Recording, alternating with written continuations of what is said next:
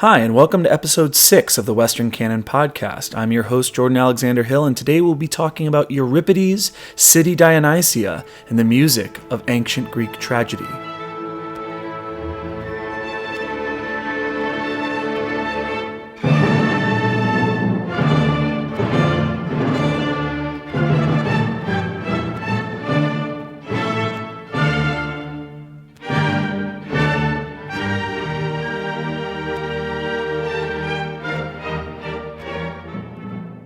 Today we have a special episode for you listeners. As you know, we've been exploring ancient Greek tragedy, and last month we did an introduction to Greek tragedy.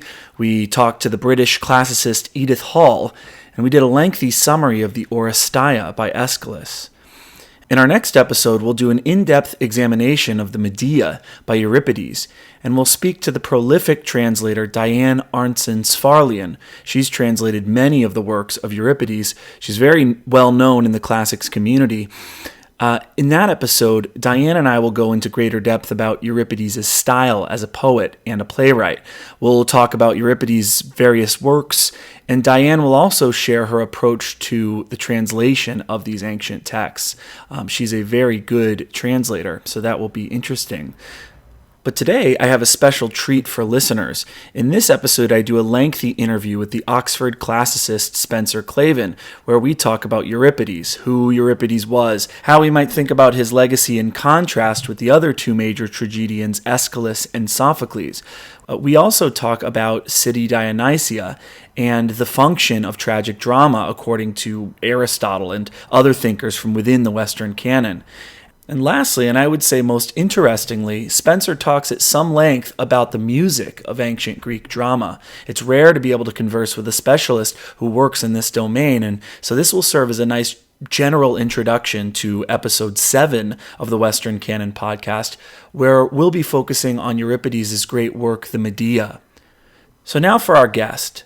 Spencer Klavan earned his undergraduate degree in classics and theater studies at Yale University, where he performed as a Yale Whiffenpoof, before going to Oxford to complete a master's in classical languages and literature. Spencer is now completing his doctorate, focusing on the relationship between words and melody in Hellenistic scholarship. Spencer's research explores the ways in which Greek musical and literary theorists describe the interaction of tune and language to create meaning. Spencer is also a teacher, lecturing on a variety of subjects related to ancient Greek literature, including Euripides and Plato, as well as Homer, Aeschylus, Sophocles, Herodotus, and Pindar. He also teaches the syntax and morphology of the Greek language. Spencer has published articles for The Federalist, the LA Times, Philosophy Now, PJ Media, and other outlets. You can access some of these articles at our website, www.westerncanonpodcast.com, under the tab labeled Links. Spencer has also been on this program once before. You can catch an interview with him in episode 2 of the Western Canon Podcast, in which Spencer and I discuss Homer's Iliad and its centrality to the Western Canon. Okay, so let's get Spencer on. Hey, Spencer, good to see you again. Hi, Jordan. It's great to see you. Great to be back. Yes, thanks for coming on the podcast. How is Oxford? What's it like over there?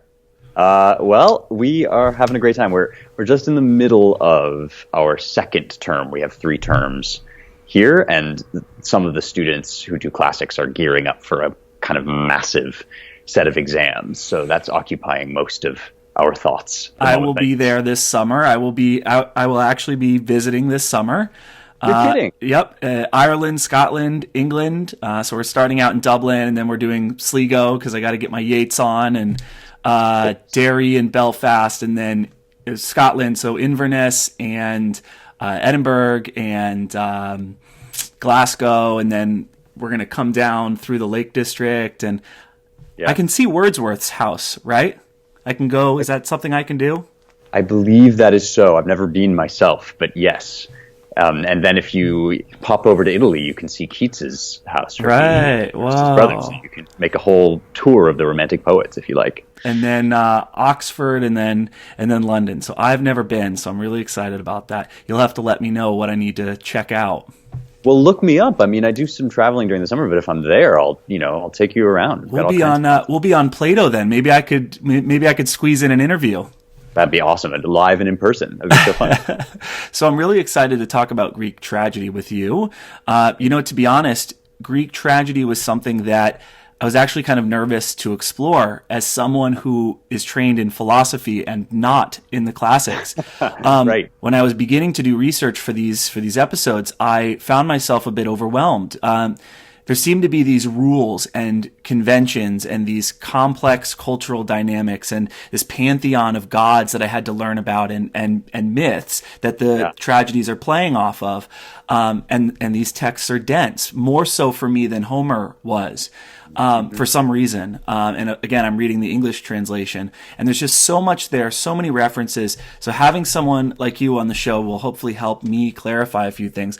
One of the things that is hard to get from the plays themselves as I'm sitting on my couch and reading them is how these plays were performed. I know that City Dionysia is an important festival, both culturally and religiously. And I know that this is the platform for staging these great tragedies. But can you tell me a little bit about Athenian theater? What was City Dionysia like? And from within this tradition, how does Greek tragedy develop, Spencer?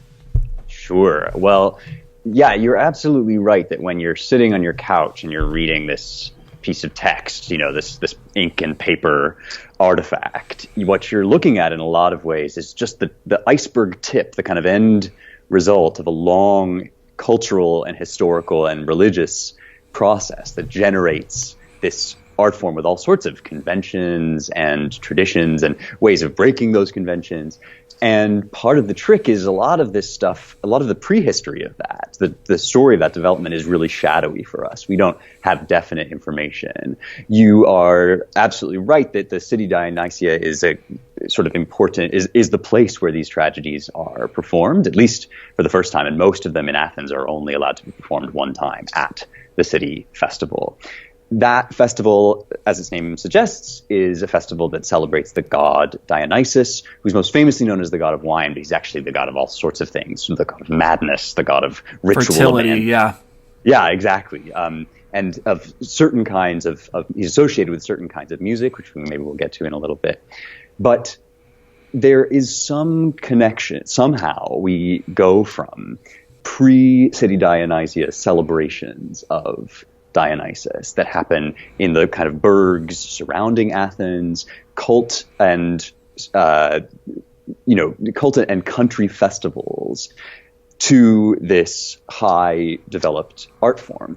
One of the stories about how that works actually comes from Aristotle, and he is the first person whom we have conducting research into this history, but we don't necessarily think that he knew what he was talking about, although he's certainly drawing connections that must work somehow. I mean, basically the typical story goes that you've got this tradition of celebrating Dionysus, and that is performed with kind of choral song. So groups of probably young men dancing and singing in honor of the god. There's a particular kind of song, the dithyramb, that is supposed to celebrate Dionysus. And even in the sort of modern, as it were, the 5th century BC, 6th and 5th century BC City Dionysia, there is still choral performance of the dithyramb. There are sort of multiple stages to this. It's a big, massive citywide festival that involves moving the statue of Dionysus in and out of the city. It involves celebrating the god with choral song, and then it involves this tragic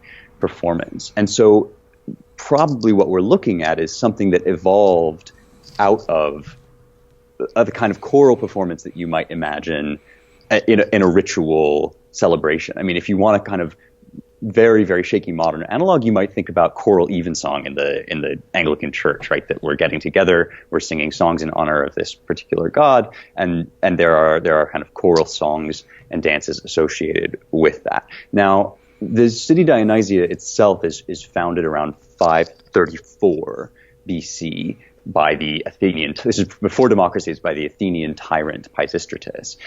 Then our first extant tragedy is 472 BC. That's Aeschylus. Was tragedy an art form before Pisistratus, and then Pisistratus just said, we're going to do this competition, we're going to do this festival, or was that being developed all at the same time?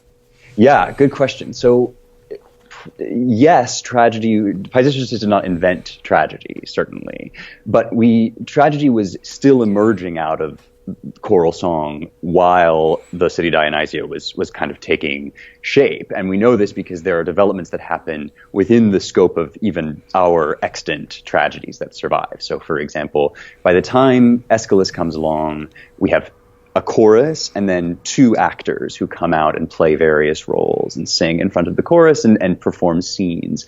And so now we have something, maybe you might call it a little bit like a Bach cantata, kind of solo artists in front of a chorus. But by the time of Sophocles is actually said to add a third actor. So we're still kind of, it's like we're kind of extracting tragedy out of choral song in some ways. And so by the time we get to 472 and Persians, we're looking at a very canonized, ritualized public festival to which multiple people. It happens in March during sort of a time when lots of people can come in from the outside into the city. And so it's basically this huge public shebang celebrating the god. If you imagine kind of a cross between the Super Bowl and then Holy Week, like Easter in the Church of England, you get the sense, it's a ritual celebration, a religious celebration, but it's also a giant rager.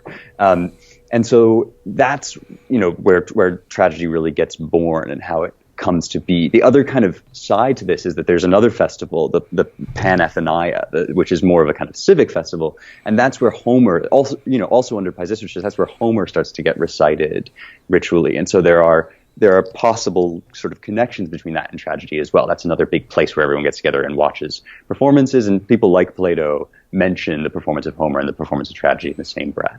So that's what we're looking at. We're looking at a kind of emerging art form that comes out of ritual choral celebration of Dionysus. So what would it have looked like having two people perform an Aeschylus tragedy? What would that even look like? Yeah, well, so one thing that we have to remember is that these are actors who wear masks, right? Every actor is wearing a mask, and so you could potentially switch masks for different characters. They're all men, right?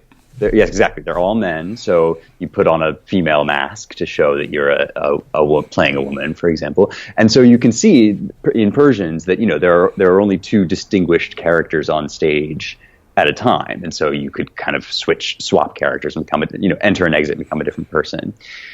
And so then once Sophocles adds a third, that gives you slightly larger scenes. But the other thing to remember is that these are massive theaters and massive audiences and probably very stylized kinds of gesture. The acoustics in Greek theaters are excellent, and so chances are good, although this is controversial, chances are good that people could hear what was going on.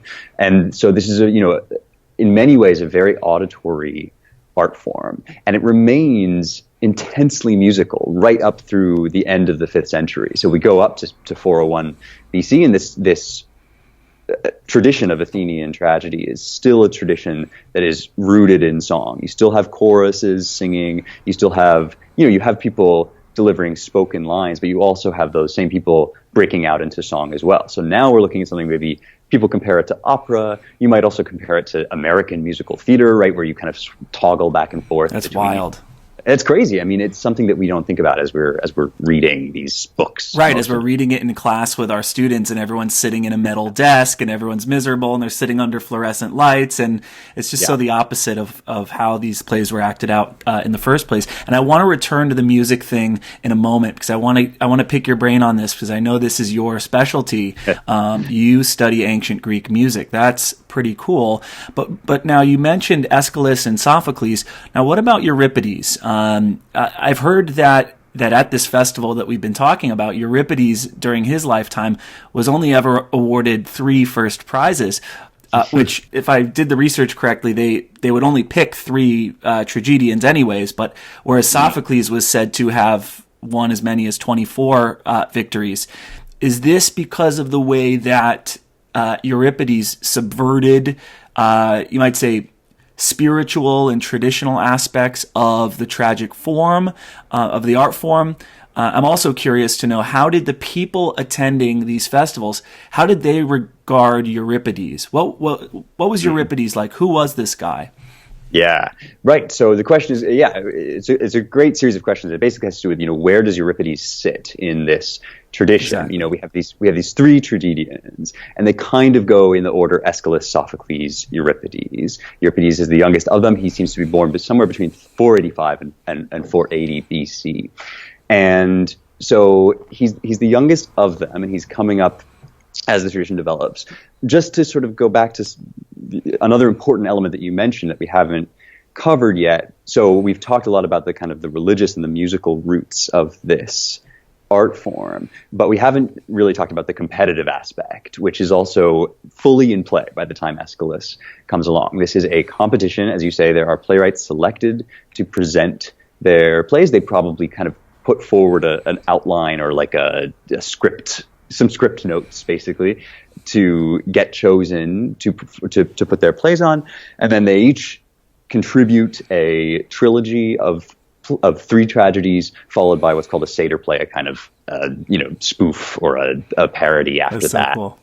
Yeah, no, I know. We have very, very little satyr plays, but what we have is endlessly amusing. And it usually, the idea we think is that it picks up on these kind of heavy mythological themes that have been articulated in the trilogy, and then just, gives it a kind of lighter spin to the same. Is that like comic relief? Is that because everyone's crying and is it to lighten the mood, or? That's definitely one account you could give of it. Another account might be, that these are two kind of ways of experiencing the same story.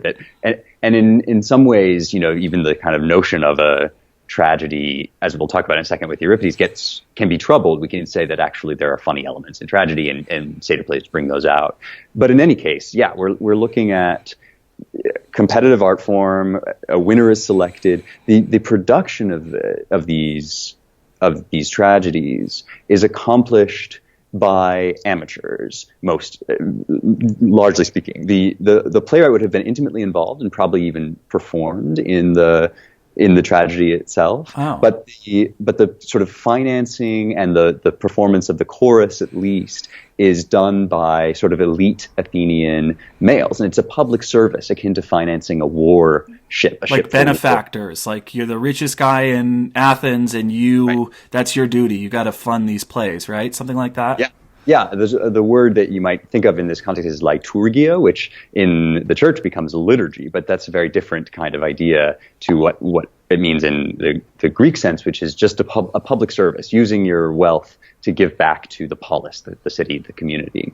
And you could do that by financing a warship, or some people preferred to sponsor tragedies, and that was there were kind of grandees who specialized in that. So yeah, you might imagine like a kind of famous producer basically nowadays financing, but again, amateur, public citizens. So then putting Euripides into that, right? You mention the kind of slightly unorthodox or maybe kind of outsider status that he's thought to have. We get a number of kind of literary critical treatments of these various tragedians, and often Euripides is kind of thought of in those contexts as it were the maverick, right? So Aeschylus, at least by the end of the 5th century BC, Aeschylus is the kind of canonical poet. He's rumored to have said that all of his plays were just slices from the banquet of Homer. So when you talk about the kind of mythological components here, this is someone drawing from the kind of orthodoxy of myth and representation, and showing the kind of the values of the polis in what you might call a conventional light. Now, obviously, his plays are much more complicated than that, but if we're going to kind of paint with broad strokes here, then in contrast to that, Euripides is the sort of radical aesthete. One question that we have at this point, when we're so late in the game with tragedy at the end of the century, we kind of start wondering, well, how much is this still a serious religious endeavor at all, and how much has this just become kind of art for art's sake. And there are elements of Euripides' tragedy that almost seem kind of avant-garde or meta tragic. You might think of sort of not quite Dadaist, but sort of existential, commentary upon. A lot of the characters in Euripides' tragedy seem sometimes to know kind of how the story has to go. That they're in a tragedy. Yeah, right, exactly. Yeah, the chorus in Iphigenia and Tauris is an example of this. They kind of bring up alternate versions of the myth. In which Iphigenia dies or something like that? Right, exactly. And then they're like, oh, but that's all just a story, and we're going to tell you the truth.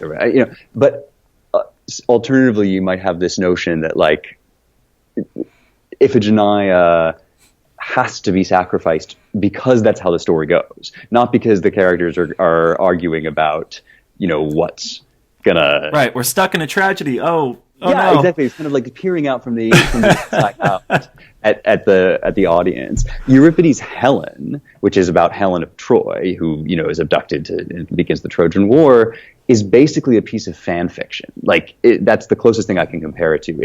The premise is that actually it wasn't the real Helen that was stolen by Paris to start the Trojan War. It was an eidolon, a ghost, or like an image of her. And the real Helen got sort of spirited away, and now she and Menelaus are reunited as Menelaus comes home from Troy. So there's weird stuff going on narratologically in terms of the stories that he's telling, and there's also weird stuff going on aesthetically. And that's, when I made that comparison between Aeschylus and Euripides, the sort of classic sort of citation for that comparison is Aristophanes' Frogs, which is a comedy about the god Dionysus going down to the underworld after Euripides and Aeschylus are both dead, and he's looking for a poet. Who's the better tragedian, that sort of thing? It's complicated. I mean, he goes down to find Euripides because he's got a pathos, a desire for Euripides, and he misses Euripides sort of. In some ways, Dionysus here is like the consummate aesthete. He misses the kind of clever witticisms of Euripides.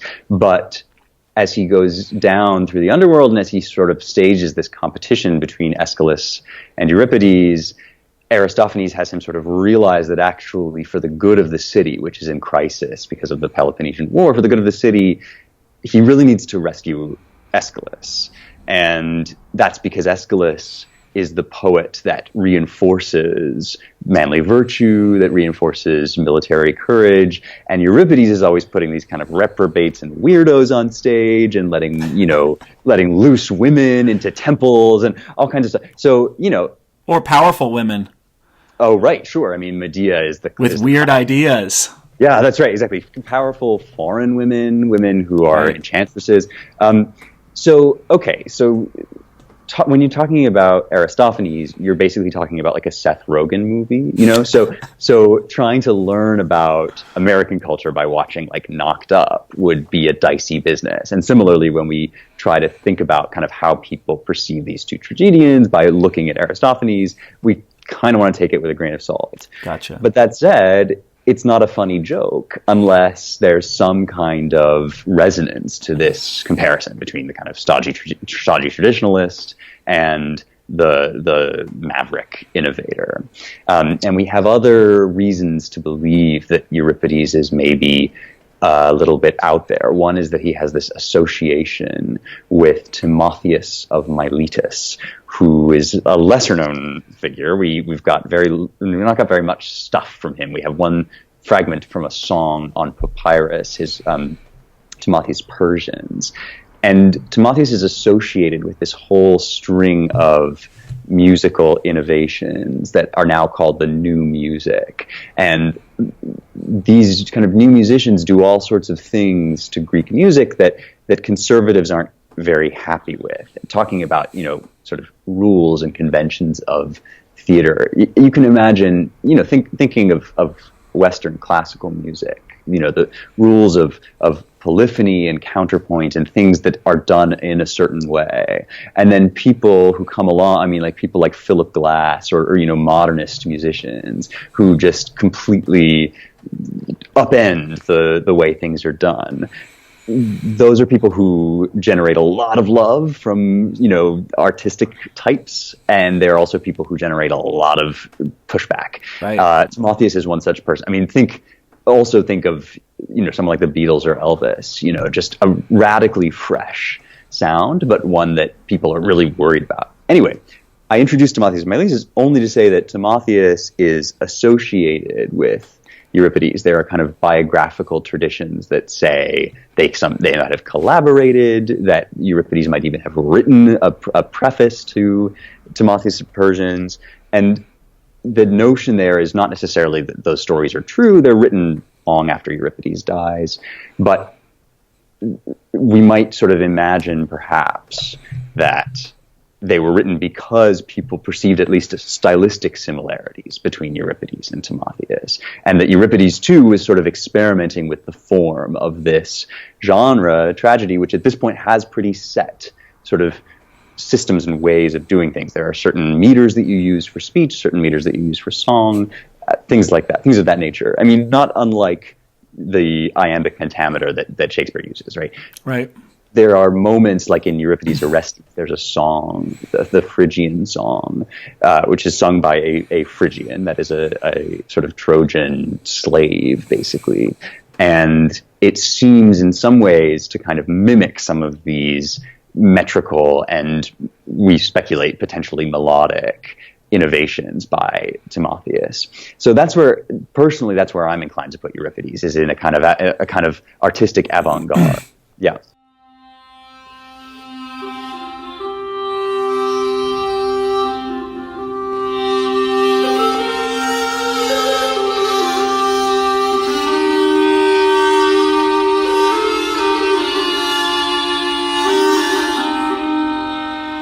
So you'll notice that the techniques that are used by the pipers is circular breathing, where they're breathing in normally through their nose, they're holding the breath in their cheeks, and they're pushing it out. And at the same time, they are taking breaths in through their nose so that they can make a continuous sound, a bit like bagpipes, but doing it with their own bodies.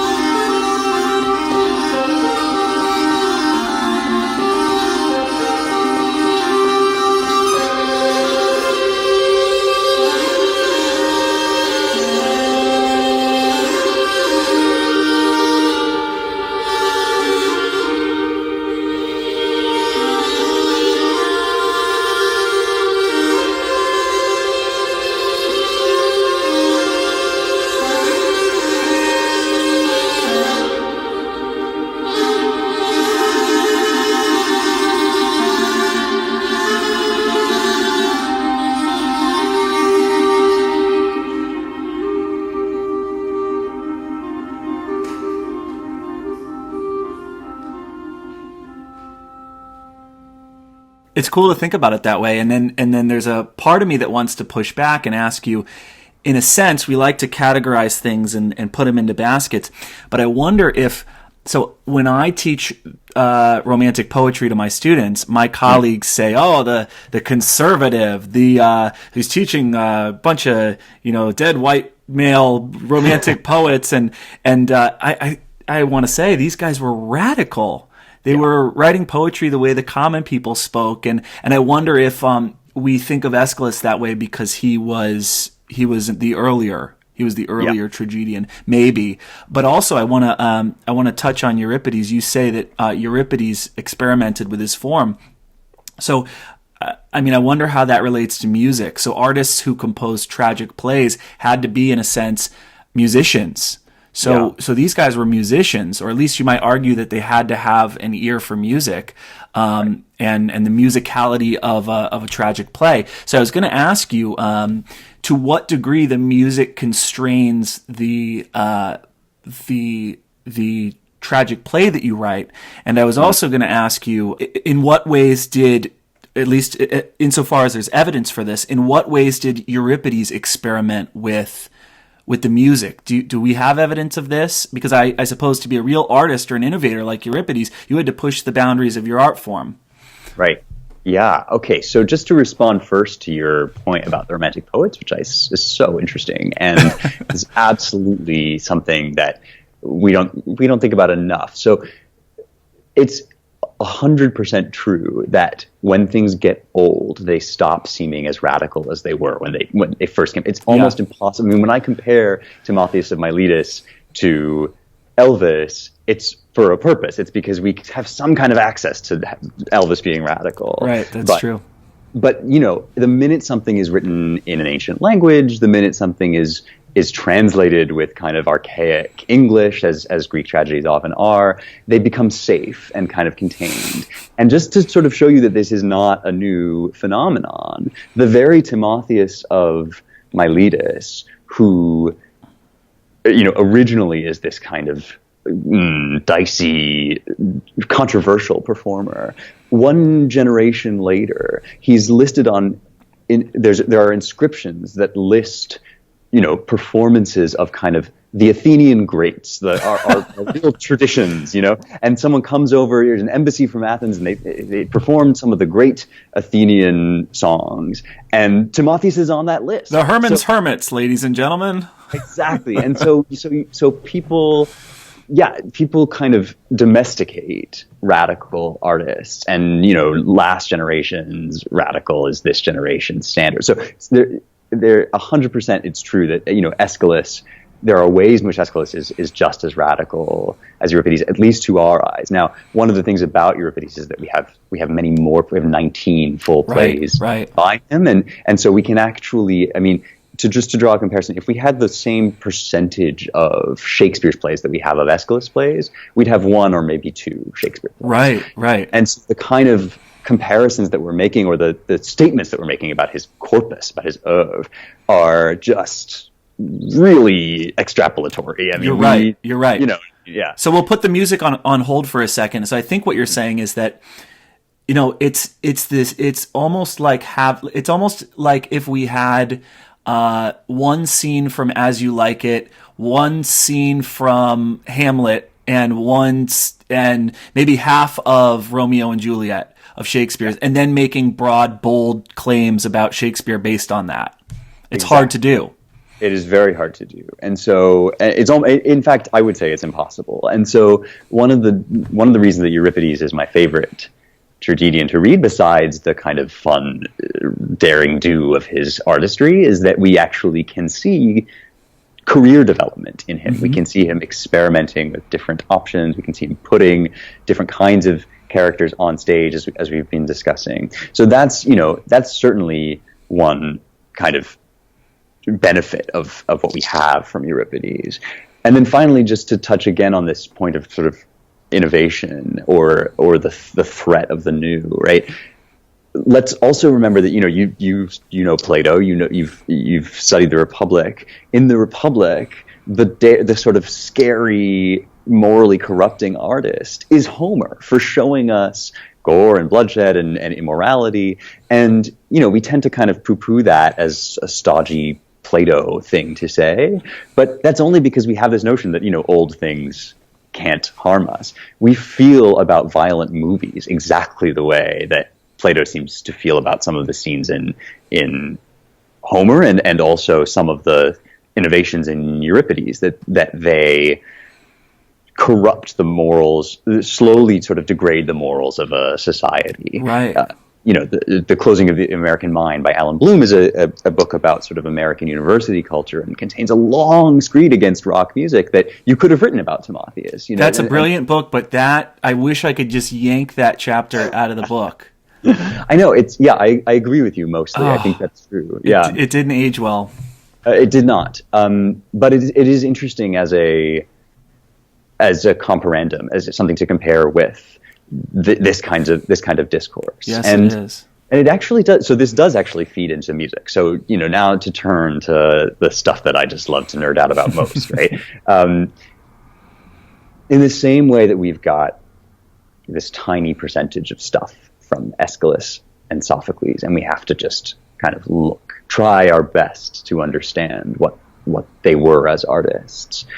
we have from the ancient world a system of music notation. This is something that very few people kind of realize, that the ancient Greeks did have a method of writing down melodies, and a couple papyrus fragments do survive which associate melodies with words from Euripides. So there are people, especially. So there's one papyrus, especially called the Vienna Papyrus, often, which many scholars believe contains an original melody, a snatch of an original melody from the Orestes of Euripides, a choral song.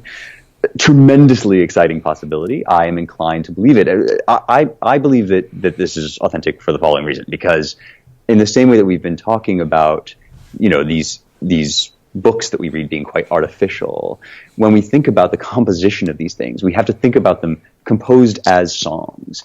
And so when you go to write down to sort of record, say, a Katy Perry song or a Beyonce song, you're not going to record some other melody and just call it this. That's true. That's an integrated composition. And so this papyrus, which is from about 200 BC, so after Euripides' death, but not so massively after that it would be impossible for the melody to have been preserved, has what we think is likely an original melody. And so that papyrus is very fragmentary. What we've done in recent years is, first of all, there's been a lot of incredible work done to sort of help us to interpret and understand how this notation system works to begin with. But then, in addition to these fragments of papyrus, we also have music theory textbooks, basically. So it's basically like if you had a giant textbook on counterpoint, or just a textbook on kind of music theory 101, and then you had a little piece of sheet music that went dun dun dun dun dun dun dun, what could you figure out? And the answer is, not everything, but a lot. Right. And one of the fun things about this music is it lets us compare what we have in the melody with some of the things that we've been talking about that are said about Euripides. In particular, there's one kind of nice way that we can look at what is said about Euripides, which is that Ancient Greek has a pitch accent. The vowels have accents that tell you where your voice should move up and down. So, for example, the word madness, maniados, of madness, has an acute accent on the ah. So the speaker would have known that he or she had to say maniados. And so, unlike English, you know that your voice has to travel a certain kind of contour when you say things. Right. So then there's this whole set of sort of philosophical ideas about how melodies ought to follow the pitch accent. So when the pitch accent goes up, the melody should go up, and when it goes down, the melody should go down. Gotcha. And the idea behind that is that you're not subordinating sense meaning to aesthetic pleasure. Is kind of the idea, that there's this irrationality that people think, people like Timotheus fall prey to irrationality because they're just writing beautiful melodies, and it doesn't matter if it goes with kind of the ideas. And that means that you could potentially write this very gorgeous melody that's associated with a description of someone murdering a child or something. You know what I mean? So that's where you get these kind of Alan Bloom type concerns about, we're corrupting the youth. And so we do have this piece of music contains a couple fragments that do deviate, and they are specifically fragments that talk about sort of wandering madness. And so, for example, that word maniados, which should kind of rise and fall, maniados, actually goes back and forth on these little tiny intervals, quarter tones. What we have is maniados, boy, and then the melody cuts off there. But I'll send you, there are videos of a scholar that I work with here at Oxford, Armand Dangor. He's the supervisor of my dissertation, has worked with these with the papyri and then with the textbooks that I mentioned to sort of recreate what the melodies might have, sort of intimations of how the melodies might have sounded. And so out of that maniados, we can get a little bit more than that. For example, we can get maniados foitaleus. This is kind of this sort of sense of rocking back and forth against the way the words are supposed to travel. And so we do have a notion that perhaps there's something a little bit disorienting or unexpected about these melodies and how they work. But all of that with the caveat that we're making guesses. We're making very educated guesses. True. That's how that works. So is the music, and you touched on this earlier, but I want to make sure that I understand what you're saying. Is the music to some degree driven by the story? So if someone, think Alfred Hitchcock's Psycho, we, and you can think about that whole, there seems to be a reason why the music is being played the way it is, and that it conforms to what's happening in the story. Are you saying that some of these innovators, like Timotheus or even Euripides, were breaking away from that? Oh, interesting. So it's not totally the case that we can say that they were breaking away from letting the story dictate the music. I mean, that instrumental example is a good one, because there are instruments involved in tragedy. The aulos is a double pipe that was played to accompany the actors, and sometimes there might have been instrumental interludes. And I think it's probably very likely there is a sort of whole set of ideas in ancient Greek music theory and ancient Greek philosophy about music. Certain kinds of scales and certain kinds of rhythms go with certain kinds of moods. Right. Same with us. I mean, minor key. Yeah. Yeah. And so we get these statements that are very like that. Like, often you hear like, oh, major is happy, minor is sad. Right. And the Greeks have a much larger, more nuanced palette than major. They have Dorian, Phrygian, Lydian, all of these different. And we know even from our own experience that the major sad or the major happy minor sad thing doesn't actually work all the time. It's you're right. And so it has to do with the combination of the rhythm and the way that the melody travels and tempo and volume, all of the dynamics. So a lot of that has to be lost to us, but we do have some sort of very interesting statements about how that was supposed to work. And it seems like in some ways it's quite intuitive. I mean, we can imagine how it would work. We also have this sort of funny comment from a later Alexandrian scholar who says that even if you don't know the tune that a piece of Greek poetry went with, you should sing a tune aloud while you read it, because it's so essential to have this connection to the musical sound. So even ancient commentators sort of would have looked at what we do when we read these texts and thought, oh, it's like, what it's like? It's like the fact that our marble statues don't have paint on them. Originally all of these statues, which look to us like these white statues, would have had very vivid paint on them. That's a really good point. You know what I mean? It totally changes the way you experience the classical world, and even more so, this world that comes down to us as a kind of silent textual world is actually alive with melody and rhythm and sound all the time. It's just this very vibrant song, even more musical as a culture than our sort of modern Western culture. So that's pretty amazing. So in a way, we're not even really experiencing the original plays. We're not even really reading the original plays in a way, because I'm finding myself wondering what the music would add. And I'm also finding myself wondering the extent to which, when you go to watch a performance of Euripides, I mean, what do they do? I've never seen a performance by Euripides. What do they do? How do they fill in the gaps? Or do they even attempt to? You're trying to fill in the gaps, but they're just doing what? Right. Okay. So it's an excellent question. I mean, the question of sort of what does the music add? We're not hopeless here. In the same way that when you read Shakespeare on the page, you are missing something. You're missing live performance, and there's a lot that could be gained from that. But at the same time, you are also receiving. I mean, there's something preserved. That said, it's exactly right. In many ways, we're not getting even a part of the full experience, and we have these intimations of how much there is missing. How much, especially emotional color, was added to these texts. One common account of how melody works in the ancient world is that it moves in the same way as the soul, so that when it moves in certain ways that mimics or represents or recreates an internal experience of something like fear or rage. I mean, consider, for example, in that same Euripides passage, there's a repeated phrase, kathekateuomai, which means I pray. And the chorus is praying to the goddess to sort of leave Orestes be. And, kathekateuomai is one thing, but kathekateuomai is another thing. These kind of ominous, creeping quarter tones. So, I mean, that's the best, that is the best guess we have. We have some notes from that phrase and sort of the beginning of one Kathek and the end of the second Teomai.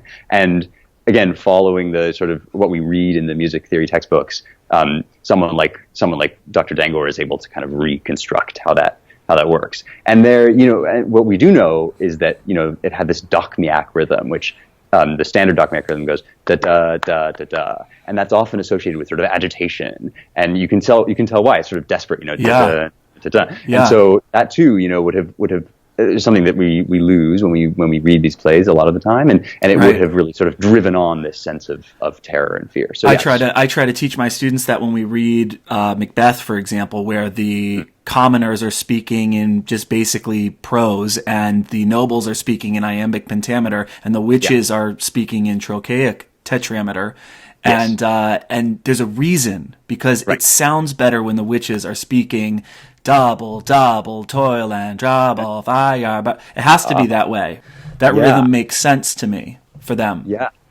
Right. And so, I mean, the interesting comparison here is, English poetry uses this stress accent, as you're saying, it little profits that an idle king. Yeah. This still hard, right? And there we're sort of putting force onto words. We're saying them slightly louder or with greater emphasis. Greek meter is different. It's rhythm, which is to say that long vowels are actually held for a longer period of time, and shorter vowels are said more quickly. And there's a separate system of stress that goes along with it, but the main thing is about duration. So the opening, for example, of the Iliad, right? There's this kind of this dactylic rhythm to it. Anyway, these are things that. There's a lot of exciting research going on in this right now, and I think you're going to see a lot more kind of speculative performances of ancient Greek music and performances of tragedy that kind of try to incorporate these elements, because we really do gain a lot out of them. And now, is it basically a closed system? Is it like, are archaeologists digging up more evidence? Do you have to work with what you have to work with? That's a good question. So we do find new stuff still. I mean, not how long often? Ago. It's less often than we would like, certainly. It wasn't long ago that we discovered a new fragment of Sappho, not with music, but, and so these are rare finds. I think we have about 61 usable documents of Greek music. And it's definitely true that even those, we haven't done everything with them that we can. They're kind of sitting around, and it's only now there's been, Armand Dangor, Stefan Hagel, Tosca Lynch. There are people sort of doing work on them now to bring them to the forefront and to discover what we can about them. But yeah, it's also true that, it would be great to have more. Some of the stuff that we have is much later. So, for example, we have a 3rd century AD Christian hymn, which would fascinate Christians the world over, but just hasn't gotten the attention it deserves. But yeah, in terms of new stuff, it's once in a blue moon, to be fair. Gotcha. I'm just hoping you'll sing more for me at some point. I'm just trying to get you to sing as much as possible. Oh, sure. What do you have for me, Spencer? Oh gosh, well, I can sing for you. So the rest of that Euripides Orestes fragment, as reconstructed, I can sing a little bit of that, and then maybe I'll also send you. There's a video of a full choral performance. Oh, that's great. Yeah, I'll put that right in the show. Sure. Oh, excellent. Okay, cool. But so the melody goes a little something like Droma de so terraforoi potniades theai abacheutonai meleano dacrusisimbale. So there's this sort of you get a much different sense of how that works. You're very much. And imagine it also with a pipe playing in the background and with a large chorus of 15 people. So it really has a very different effect.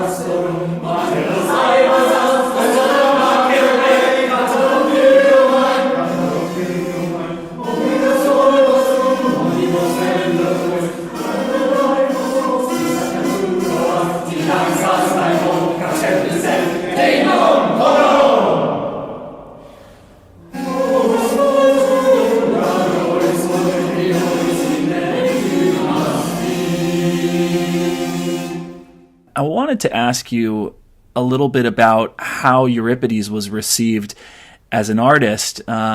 Euripides seems to write about unconventional characters. So he writes about, the downtrodden. He writes about women who have lost everything and people who are trying to put things back together after a war. So how did the people of Athens receive this? How did the people at City Dionysia receive the sorts of things that he was talking about? He was kind of radical in a way. There's a line from Medea where Medea comes out and basically says, being a mom and giving birth is harder than being a soldier. I mean, how did people respond to this stuff? Where was Euripides getting this stuff? What was he pulling from? Yeah, it's a great question. So, as we've talked about, the plot structures of Euripides' plays are often at least sort of rooted somewhere in these mythic cycles, right? So the cycle of the Trojan War, which includes then the sort of judgment of Paris over the different goddesses and the abduction of Helen, etc. That said, as we've also discussed, he deviates wildly from the sort of received, what we at least seem to think is the sort of received version of things, often from the Homeric version of things. And you've pointed out one famous instance, that quote from the Medea, "I would rather stand and die in war than bear a child," which strike us as quite radical, especially since we tend to think about the Greeks as kind of stodgy and very regimented in their societal roles. Now, one thing to think about is that in some ways that kind of that culturally transgressive aspect of theater is baked in from the beginning, in the sense that this earliest play we have, Aeschylus Persians, is about is a tragedy about the enemy of Greece. It's a tragedy about the victory of the Greeks at Salamis over the Persians, and it's into the kind of experience of that conquered people that we or that beaten people that we imagine ourselves. And so there are different ways of reading this. I know that you've spoken to Professor Edith Hall, who is of kind of a certain school of thought that's also associated with Edward Said and Froma Zeitlin, that really this way of performing, this way of putting people on stage who are outside of the norm is just a way of reinforcing the norm in many ways, that we kind of see and then also reject the other, as it were, in this kind of performance. The other sort of way of reading this is actually, no, this is a way of imaginatively incorporating into our most traditional festivals, as it were, this kind of big citywide celebration. This is a way of incorporating into that some degree of empathy for and with people other than ourselves. And of course, in many ways, that's one of the things that makes theater interesting, is the fact that the people on stage are not us. We're kind of expanding the circle of our empathy to include people we would never empathize with, or people we don't even consider on a day-to-day basis. So, I fall more into the latter camp. I don't tend to, I'm not inclined to dismiss this as a sort of norm reinforcing. Playing the other is a way that Froma Zeitlin expresses it, that you kind of play the other so that you can reinforce that you are not that person. Right. So, how did the Athenian people receive this? I mean, it's tricky because we don't actually have the Athenian records from sort of the average dude at the theater. Right. And so we can't know except through these kinds of half measures, like I was talking about with Aristophanes, where we hear people parodying public attitudes or parodying public response. And it seems as if there is a certain degree of backlash, certainly at least among the elites, that, this is somehow, this creates some sort of moral degradation. It's corrupting to the youth. On the other hand, this is a tradition that goes on for a century in Athens. And so it's obviously something that people are willing to countenance, at least within perhaps the controlled environment of this performance. So do you think that the subversive aspect of it that you said, that's sort of baked in, that's always been a part of theater, has something to do with the audience and with the nature of the festival. The idea that this is almost a religious ceremony for the god of wine, and that you can find that subversive stage activity to this festival because we're all here and we're all doing this. And then, so is that sort of why theater is subversive and pushing the boundaries? And did it start there? That's very interesting. I mean, so we talked at the beginning about Dionysus and the fact that this is a festival to Dionysus, and Dionysus is the many things with which Dionysus is associated with have something in common, which is that they are breaks from the norm, right? Madness, right? Yes, exactly. Getting drunk, fantasizing about one of the things that seems to have been part of this was fantasizing about being a god, or wine as a kind of stand-in for the nectar of the gods on Olympus. And so in that way, maybe it is baked into this tradition that it's about kind of, and festivals are like that too, right? What is a holiday or a festival? It's where you stop doing the stuff that you usually do and do something else, and so a word that a kind of scholarly word that gets thrown around is alterity, right? This notion of otherness, that this is fundamentally a time about breaking the bonds of norms. Now, there's a whole sort of long set of, I alluded to it earlier, there's a whole long set of questions about what's the purpose of that breaking? Is it to reinforce the norms, or is it to genuinely explore and push the boundaries? I think that this is a conversation that is ongoing, right? We continue to sort of wonder about radical artists, whether it's healthy to push the boundaries in that way, or whether there are concerns, because we know it's good for art, right? We know it makes good theater and good art to sort of subvert and to question stuff that is culturally accepted. Not for its own sake, but for when it needs to happen, or something like that, when it's right. When there's truth in it, perhaps. When there's truth in it, very good. That an artist, a tragedian, is his job is to offer his vision of the world, and that might well include stuff that the traditional vision of the world excludes. People experiences like the experiences of women or captives or foreigners that aren't kind of allowed into the thought space of just everyday life. Now, the open question that kind of people have been debating since Greek tragedy is, we know that's good for art. Is it good for a functioning society, right? Do we have to worry about some sort of Platonic breakdown of civil society if we allow these possibilities into our cultural world? Or is this in fact a healthy thing? A certain degree of kind of pushing the envelope is healthy. Obviously, I'm much more in that latter camp. I think that truth is ever a good thing, and then it's certainly the case that this degree of transgression and questioning does create.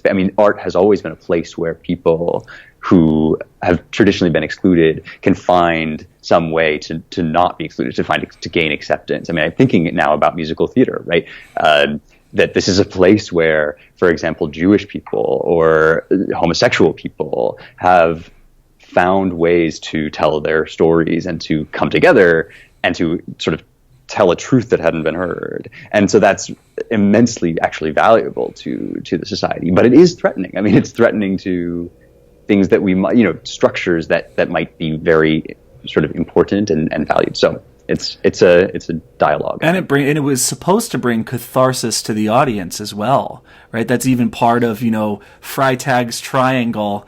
We're all supposed to get something out of it, right? Okay, so this word catharsis, this becomes an important word in literary criticism, really, with Aristotle's Poetics, and that's something we haven't talked about yet, but that is a huge kind of takeaway from Greek tragedy that isn't itself tragedy, right? Aristotle, much later than the actual performances of the tragedy, looks back on this tradition and tries to kind of write a theoretical analysis of what exactly goes on. And he says it's supposed to evoke the emotions or excite the emotions of pity and fear, right? Yeah, that's one of the sort of essential kind of results of tragedy for him. And that is also bound up with this other thing, which is catharsis, which tragedy is supposed to accomplish. Now, catharsis in Greek is a kind of ritual purification, or you might say a purification, expurgation, letting go of something. Exhalation, yeah.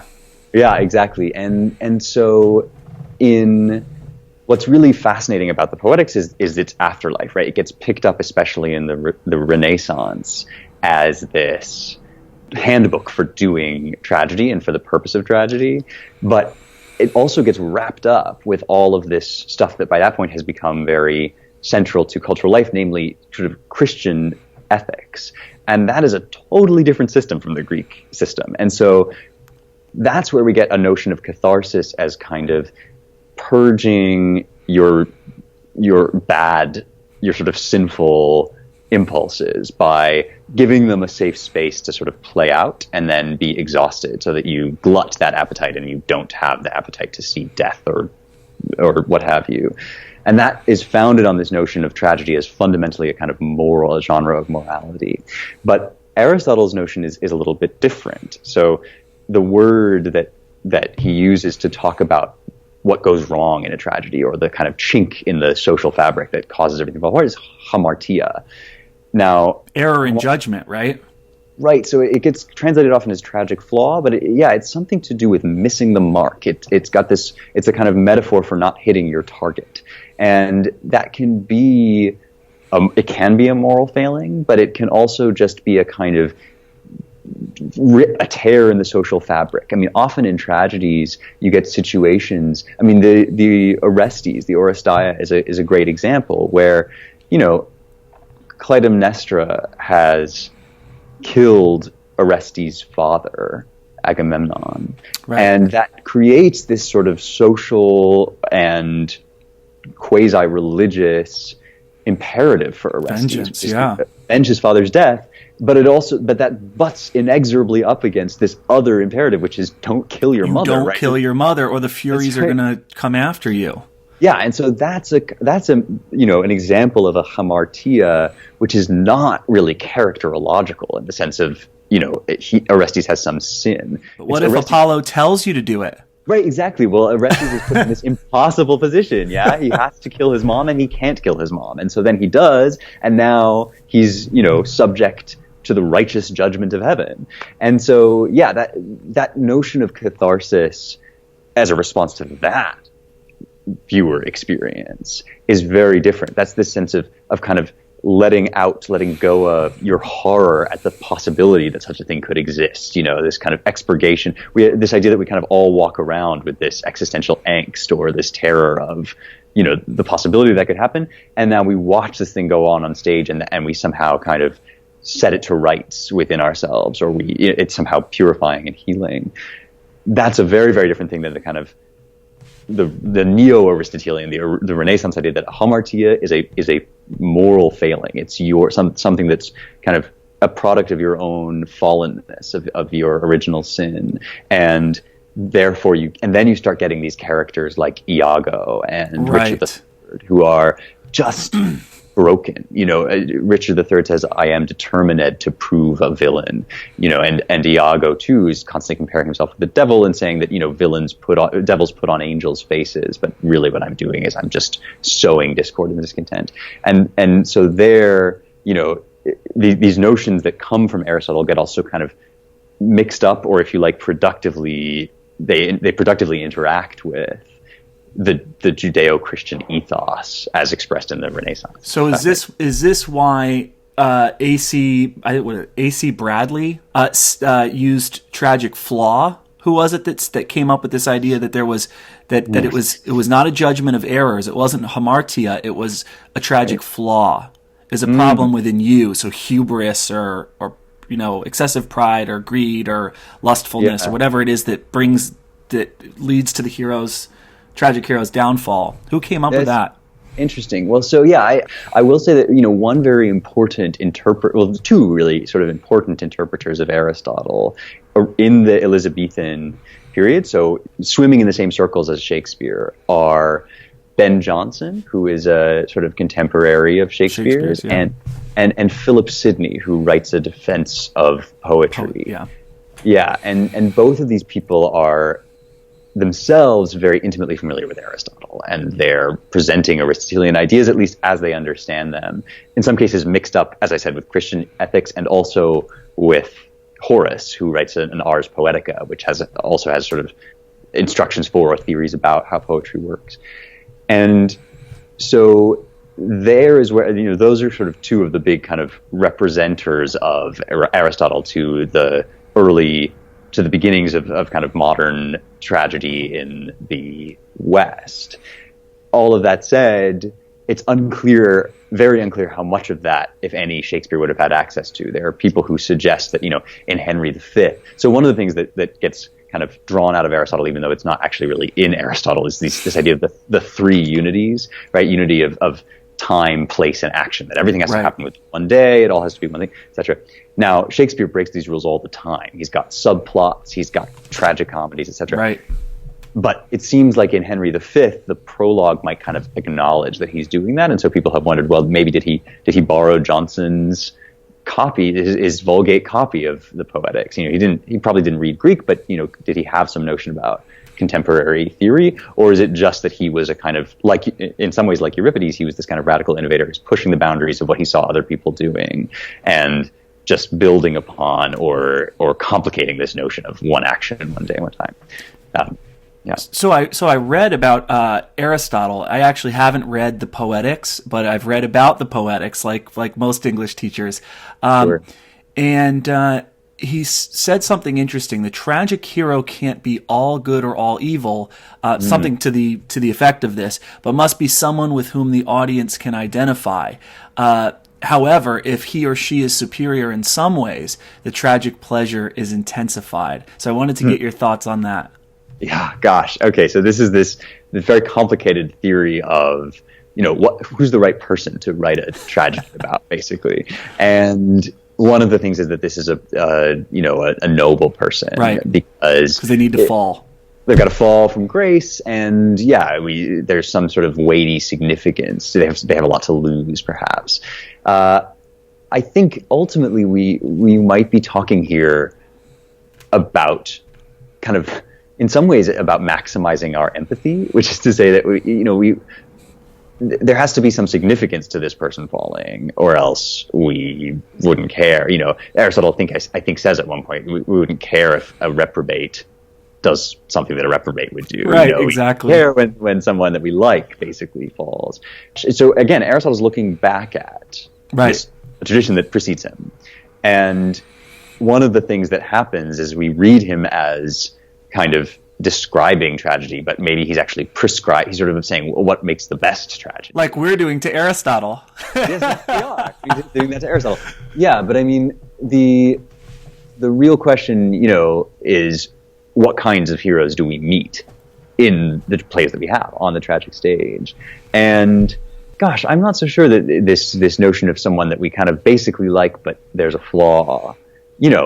I'm thinking, for example, of Euripides' Hippolytus. And, it's hard to tell whether our reactions are the same or analogous to the reactions that you would have gotten from a Greek audience. But Hippolytus is utterly unlikable. I mean, he's a total tightwad. He's cruel to everyone around him. Anyone who suggests that he might be a little bit arrogant is immediately subjected to withering scorn. Similarly, Phaedra is, a little bit unhinged in that same play. So, and yet it's a very effective. It's one of, I think, Euripides' most effective tragedies. It contains rather comical elements. It contains a scene in which Phaedra's nurse suggests to her that really the best way to deal with this passion she's conceived for Hippolytus is just to have sex with him and be done with it. and so, I think we're supposed catharsis. Yeah, well, right, exactly. Let's talk about catharsis. And so, Aristotle is obviously a profoundly perceptive observer and someone who, especially his theory of mimesis, which we haven't even talked about, which is very complicated and has this long history, is astonishingly insightful. This sort of notion that tragedies are some kind of representation or imitation of something. And now this word mimesis is in Plato. It has a lot to do with Plato's theory, both of how language works, but then also how art works. And Plato is a little bit kind of down on mimesis in a lot of ways. But for Aristotle, it's simply what tragedy is, and what poetry is, what poietike, which is musical poetry is. It's the use of language, rhythm, and harmony to present, represent, imitate some praxis, which is an action or an event. And that doesn't mean just like an action like I pick up this book, but rather say, it might be the fall of the house of Atreus is this kind of coherent event. And that's the notion of unity of action, is this kind of coherent story where no event or element is out of place. And again, is that a description of Greek tragedy? No. Is it a really powerful theory for understanding kind of what we react to when we see a really satisfying plot? Absolutely. So I think used the right way, Aristotle's Poetics is a masterwork. It's the problem is kind of knowing what the right way is to use it. Right. So I have one last question to ask you. As an English teacher, I'm interested in this, and I pulled up a quote. You mentioned Philip Sidney, and I want to read it to you, and I want to get your thoughts on this, and maybe it will help as a distinction between, say, Shakespearean tragedy and ancient Greek tragedy, Sure. because the two get melded together in popular culture. So I'll read this. This is from Defense of Poetry, 1595. The high and excellent tragedy that openeth the greatest wounds and showeth forth the ulcers that are covered with tissue, that maketh kings fear to be tyrants, that with stirring the effects of admiration and commiseration teacheth the uncertainty of this world, and upon what weak foundations gilded roofs are builded. So is that the point? I mean, that's such a beautiful sentence. We don't write sentences like that anymore. They don't make them like that anymore. So my question is that what tragedy is supposed to do? Should that be the goal of tragedy? I know academics don't like the word should, but what do you make of that quote?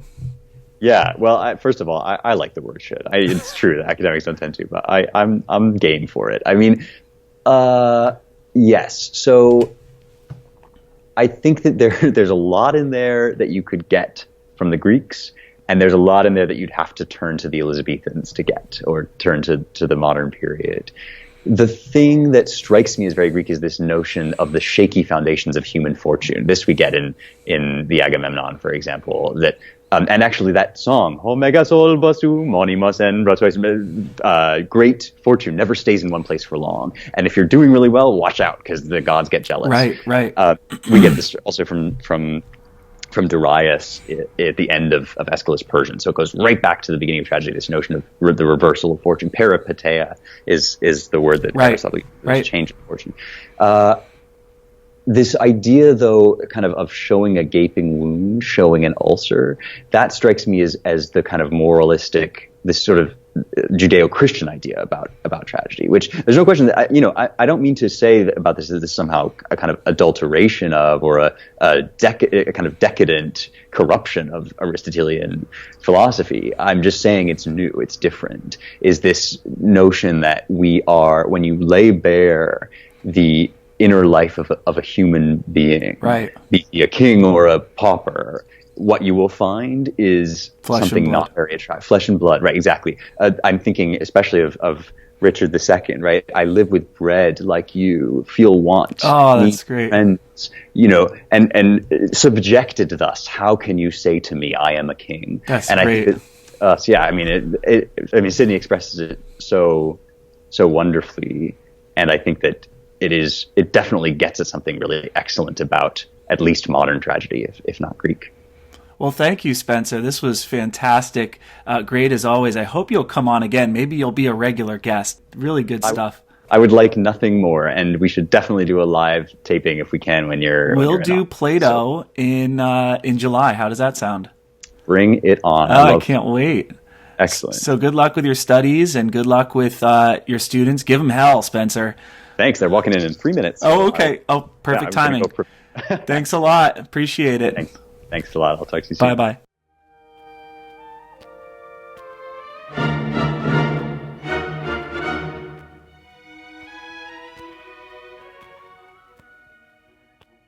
So before we go, I'd like to announce that we now have a Patreon page so that listeners who enjoy the program can donate to this fine cause. Look, Creating and producing a professional caliber podcast is not easy, nor is it cheap.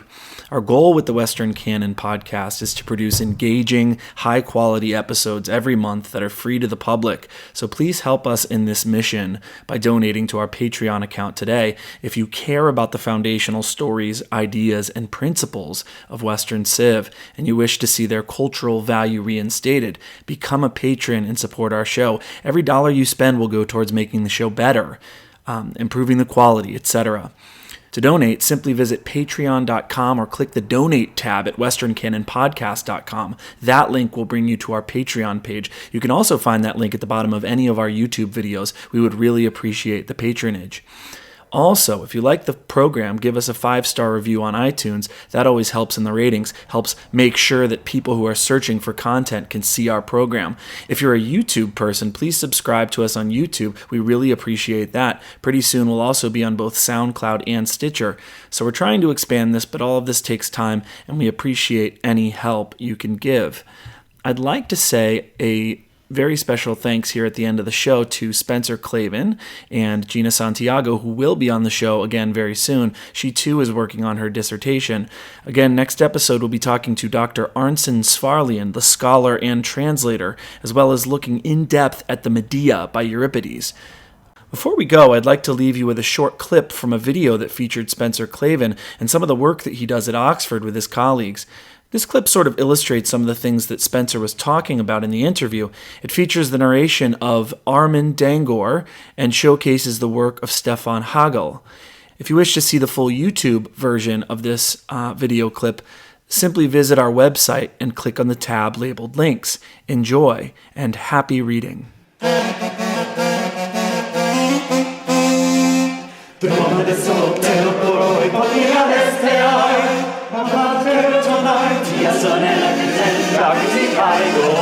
This is a sound that hasn't been heard for 2,000 years. This is ancient Greek music, as we think it was actually sung around 400 BC. I'm an associate professor of classics at Oxford University, and for the last 5 years I've been concentrating on reconstructing the sounds of ancient Greek music. We're rehearsing in Jesus College Chapel for a concert that we're going to be putting on later in the Ashmolean Museum.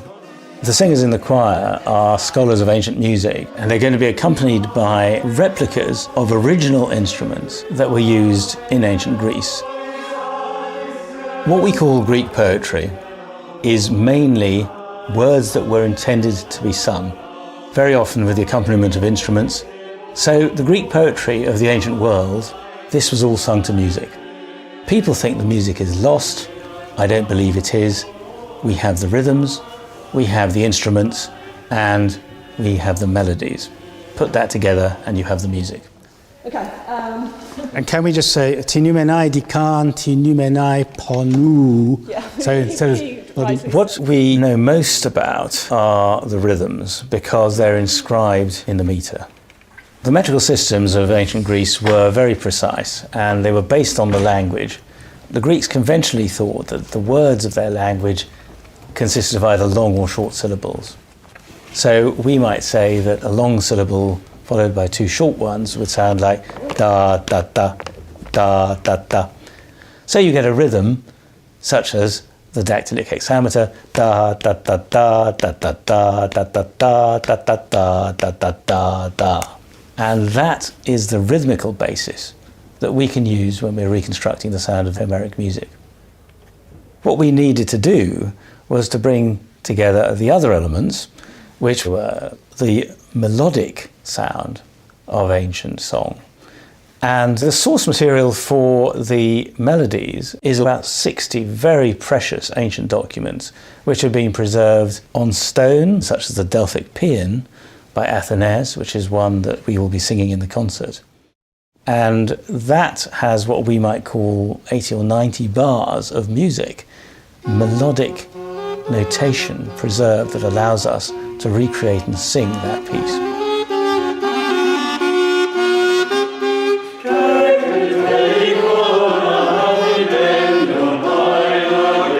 One of the most exciting things that has happened over the past decade is the discovery and recreation of replicas of instruments. So, for example, there's a aulos, which is a double pipe that is in the Louvre, which is in such good condition that we can replicate it absolutely precisely and get wonderful pipers to play it. And that gives us an indication of the sound of the instrument and the tuning. The other is the stringed instruments. The kithara is the concert version of the lyre. We have some wonderful ancient vase depictions from which we have actually created replicas, and one of which will be used by Stefan Hagel in the concert. And then it's a question of working out how the instrument was played.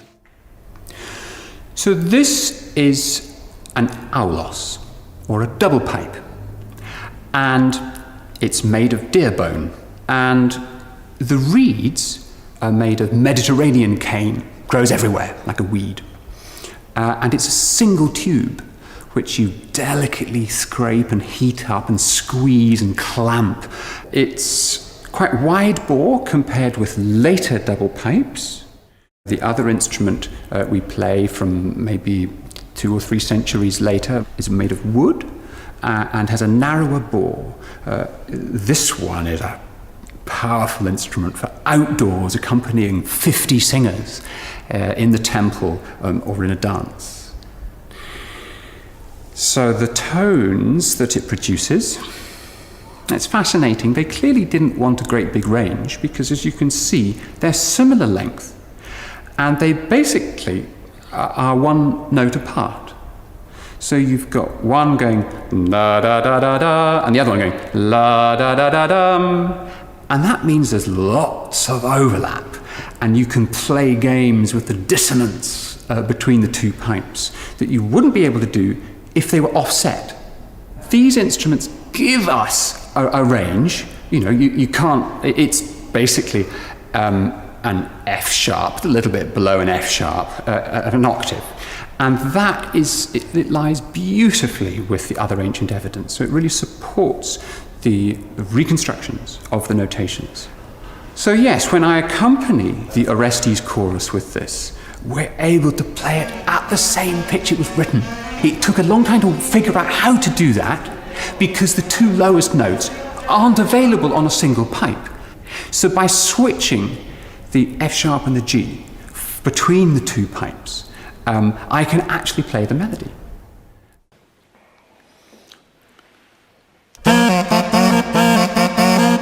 So there we are. I'm sharing the la da da da dum. I can play the bottom note here, and I can play the next note there. But I don't have both of those notes on both pipes. So it's got to be shared.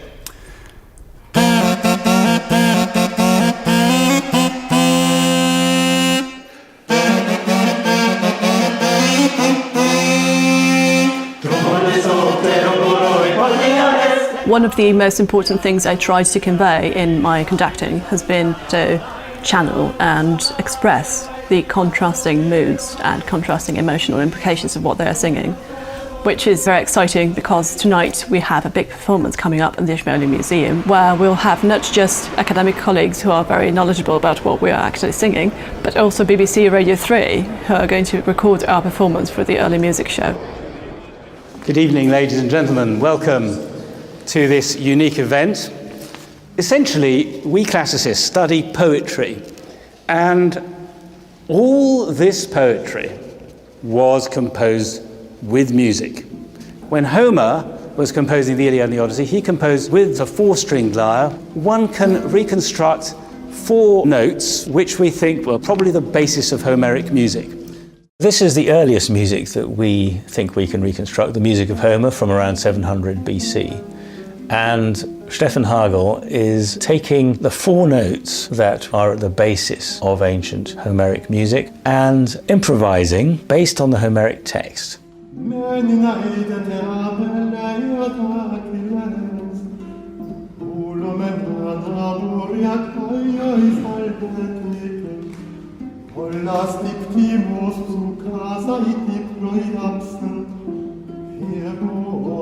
What Stefan has reproduced is a simple and fairly repetitive melody, You can hear the underlying metrical, rhythmical dactyl, the da, da, da, da, da, da, da, and you hear the melody, and at the end of each line, a kind of instrumental flourish just on the strings of the kithra.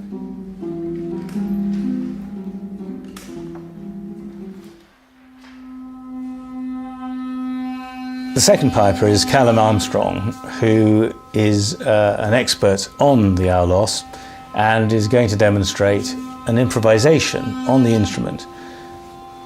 We have some sense of the notated music that an aulos would have played, but essentially an expert piper like Callum needs to try and produce whatever sounds he can on the instruments that we have. And so here he's improvising and showing the kind of sounds that the two pipes together can make.